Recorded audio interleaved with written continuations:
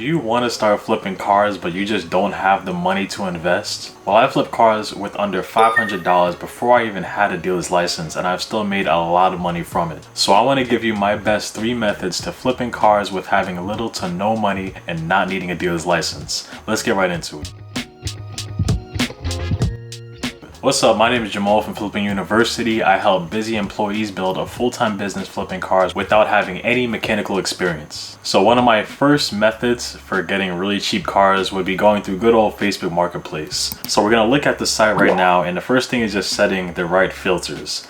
So of course, one of the first filters is just making sure that you have the right radius. Generally speaking, around 50 miles to 60 miles from you is going to be good, so you're not driving all over the place checking out a bunch of different cars.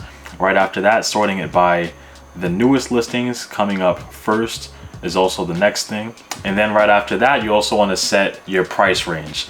So with this, I would usually say setting it to around $1,500 is a good price to set, just because, I mean, that's low enough to be able to have cars that could potentially fall in that price range of being around like $500. But realistically, most people that are posting up cars, like real cars that are not scams, let's say, are going to be posting up for at least like $1,000 and up from there. Most people, unless they have like a lot of problems that's wrong with the car, they're not going to be posting it up for like $600 or so. But we are going to get into how that can potentially get into your budget in a second. So boom, you put in 1,500 and then start searching for the cars there. Now for exactly what to search when you're looking through Facebook as well. And really it depends on what the people are going to be saying in the post. That's really going to make up the biggest difference. And the main words that we're trying to look for, or one of the main keywords we're trying to look for, is ASAP. And of course, if you link it back to something, it'll usually be kind of coming up to need gone ASAP or need to sell ASAP, something like that.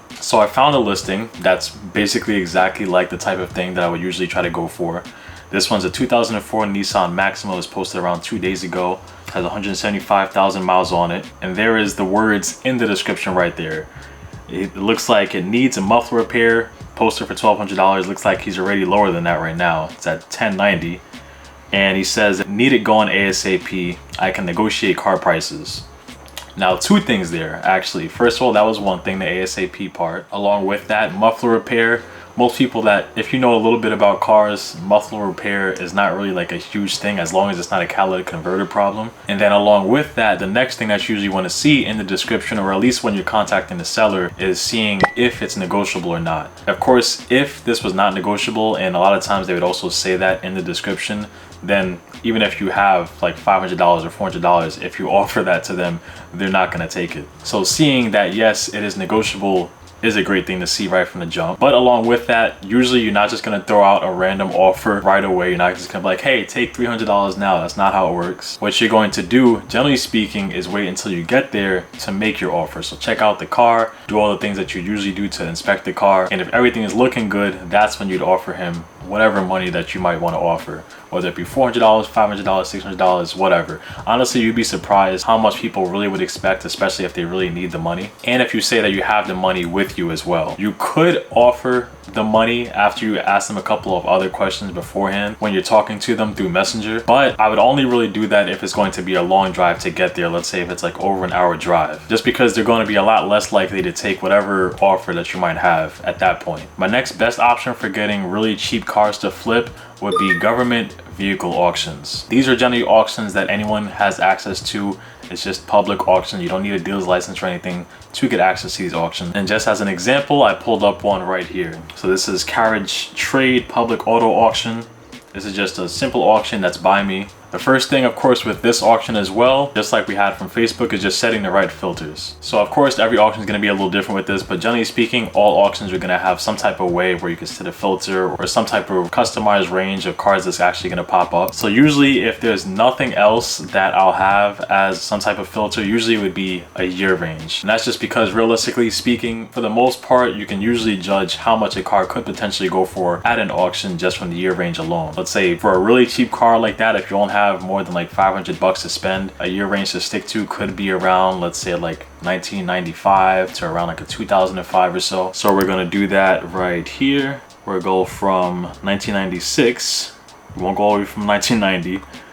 all the way up to, let's say 2007 instead, and adjust report. And now boom, all those cars are gonna be popping up right now. Now, a couple of things to note here. Generally speaking, most public auctions are not going to have a crazy amount of pictures with the car, mainly because you're not really supposed to just be buying the cars strictly online. Yes, you could bid online with most of these auctions, but you really want to be going there in person to check out the cars. So let's say right here, I'm going to use this one as an example. This is a 2006 Chevrolet Impala. So you could click through a couple of the pictures that they have at the bottom here.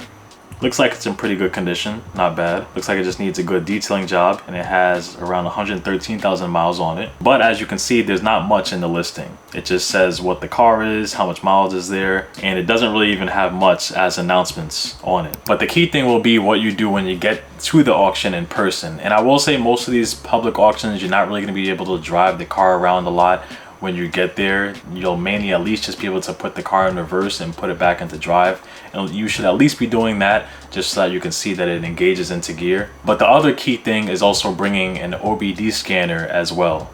This will be able to at least check to see if there's any engine codes that's in the system, or if there's any cleared codes as well. And you could at least potentially see what's wrong with the car, because realistically speaking, most of these auction cars are generally going to have at least one problem to address as well. And if you do want to have a really good method to follow for getting a really high profit car and exactly what to do even after you purchase these cars, I did actually make a checklist that you could follow. You could literally just print it out and bring it with you as you're going to the auction and as you're going through the whole flipping process. If you want access to that checklist, just go to the link in the description below. And now for method number 3. And for method number 3, we're actually going to be going back to Facebook Marketplace. But no, we're not going to be doing the same exact thing that we were doing before. Instead, we're going to be posting a listing instead. So let's go to create a new listing, vehicles for sale.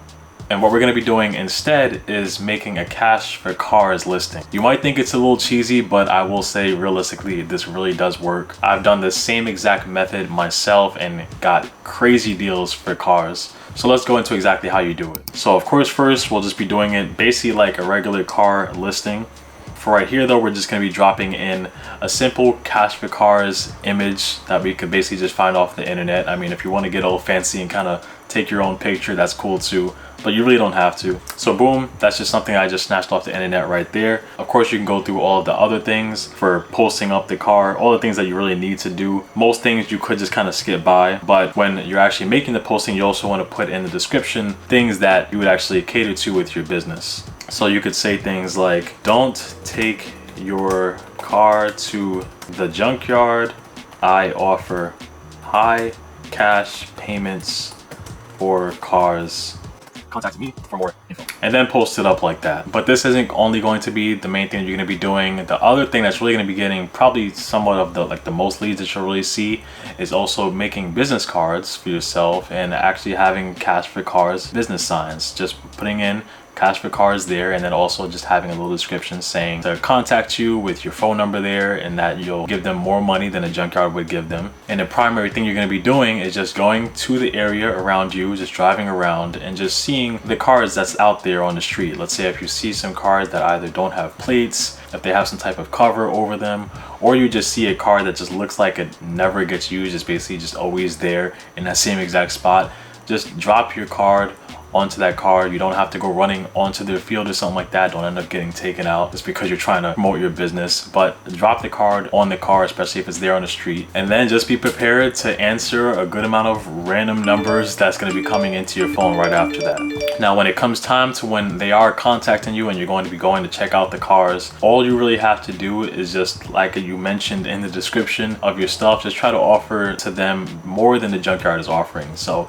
if you can't even be open right when you see them, and just ask a little bit about like why they're selling the car, what they know about the car, different things like that. You could also ask them if they've had other offers, like let's say taking it to the junkyard and exactly seeing how much the junkyard has offered them. A lot of times the junkyard might only offer people a couple $100s. So if you just go up like let's say an extra $100 from what they might have offered them, you have a good chance of getting that deal as well. And the main thing that you're gonna be looking to do with these flips for any of these methods is really just trying to get double what you paid for the car. If you can buy a car, let's say for $400 and sell it for at least $800, or at least $1,000, let's say, anything like that will still be a great deal and can get your ball rolling so that you can get into bigger and better flips in the future. And a realistic thing is that even if it ends up being where you don't end up getting the profit that you want, all you have to do is just junk the car yourself and you can basically get most of your money back. But that's everything. Make sure you get your checklist to help you go along with that flip, and I'll see you in the next one.